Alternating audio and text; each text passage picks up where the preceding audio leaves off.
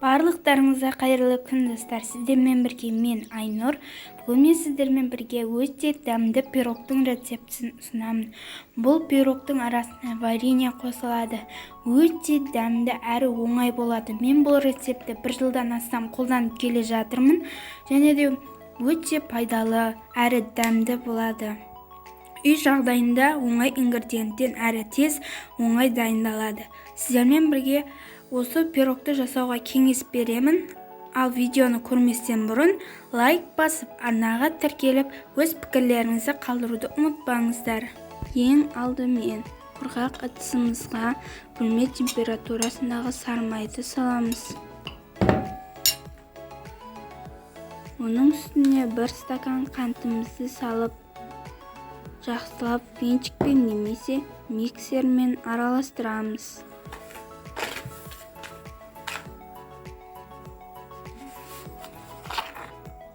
Осылай бір келкі болды. Енді оның үстіне 2 дана жұмыртқамызды салып, тағы да жақсылап араластырамыз. Бір келкі масса болғанша.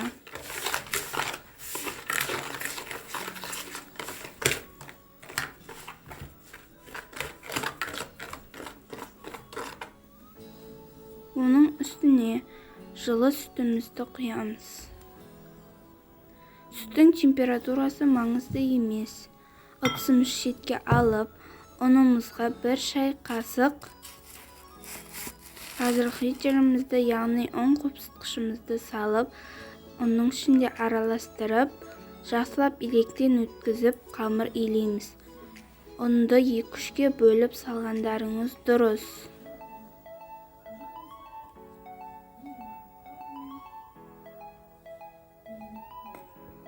Міндетті түрде илектен өткізулеріңіз керек, себебі біздің пирогымыз көтерілмей қалуы мүмкін. Барлық құрам описанияда жазылып тұр.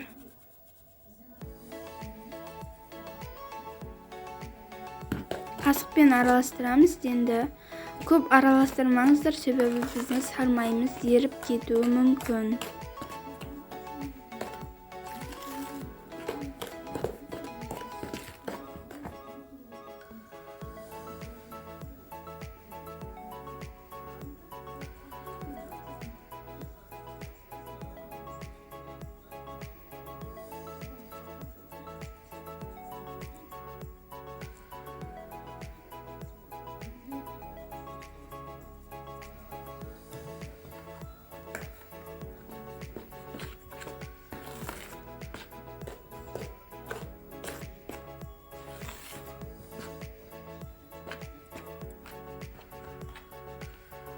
Осылай қамыр болғанша қасықпен араластырамыз.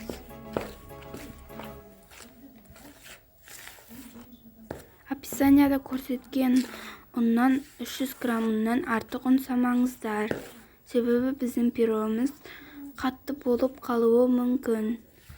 Мейлінше салмағандарыңыз дұрыс. Егер де қолдарыңызға жабысыңқырап жатса, азырақ ұн қоссаңыздар да болады. Енді мен қолыммен илеймін.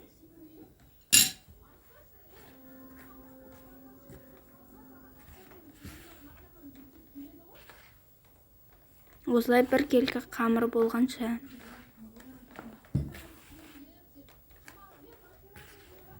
Мейлінше көп илемеңіздер, бір келкі қамыр болса болғаны.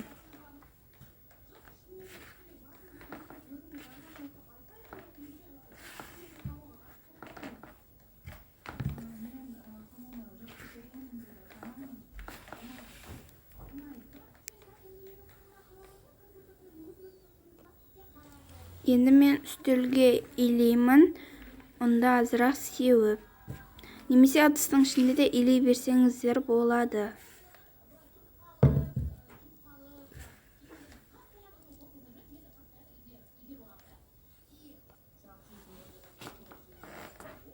Қолымызбен бір келкі болғанша жақсылап илейміз.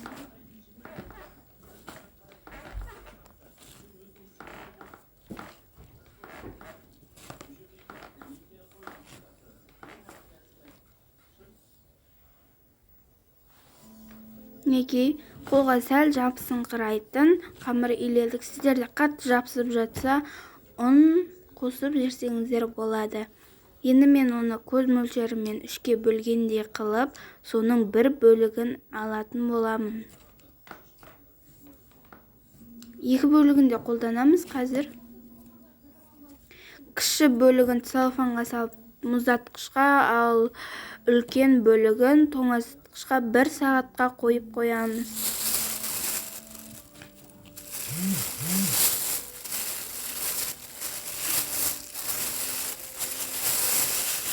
Таза құрғақ целлофанға салғандарыңыз дұрыс.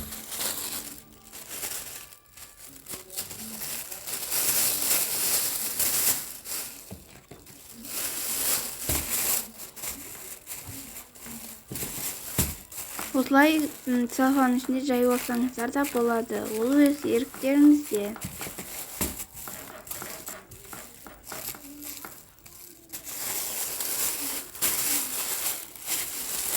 Қайталап айтамын, үлкені тоңазытқышқа, ал кішісі мұздатқышқа 1 сағатқа жібереміз.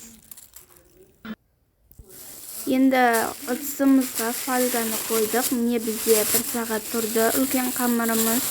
Енді оның үстіне азырақ ұн сеуіп, осы формамыздың ішіне жайып шығамыз. Немесе пергаменттің үстіне оқтаумен жайып шықсаңыздар да болады. Ол өздеріңіздің қалауларыңызша. Мен үстіне азырақ ұн сеуіп, осылай қолмен жайып шығамын. Маған солай ыңғайлы.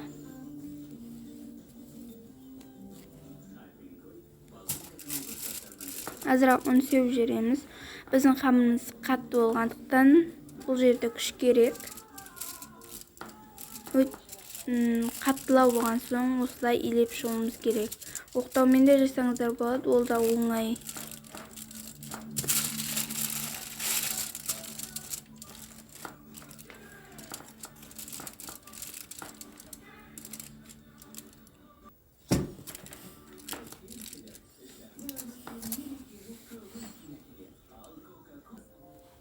Бізде осындай қамыр шықты. Бұл 3 мм болды.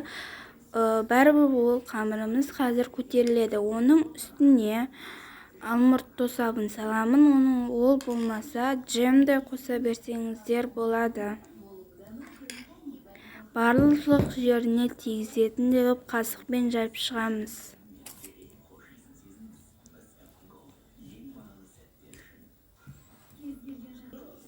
Неке барлық жеріне тегізіп жайып шықтық. Енді оның үстіне мұздатқышта 1 сағат тұрған қамырымызды аламыз. Және де бізге үткіш қажет болады. Оның ең үлкен жағын, үткіштің үлкен жағын өткіземіз.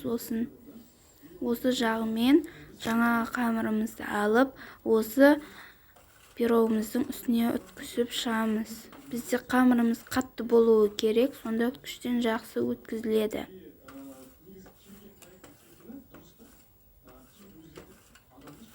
Барлық жеріне тиетіндей қылып осылай үткіштен өткізіп шығамыз.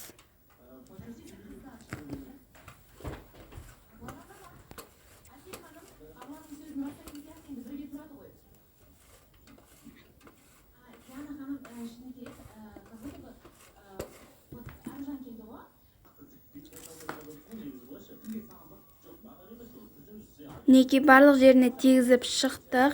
Енді бұны 180 градуста 30-20 минутқа салып аламыз. Неке достар, менде 25 минутта пісті, өте дәмді болып шықты. Енді бұны толықтай суытамыз, жарты сағаттай суытамыз.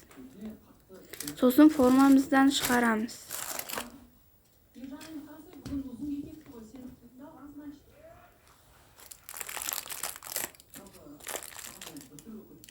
Қазір менде ыстық болып тұр, суытамын.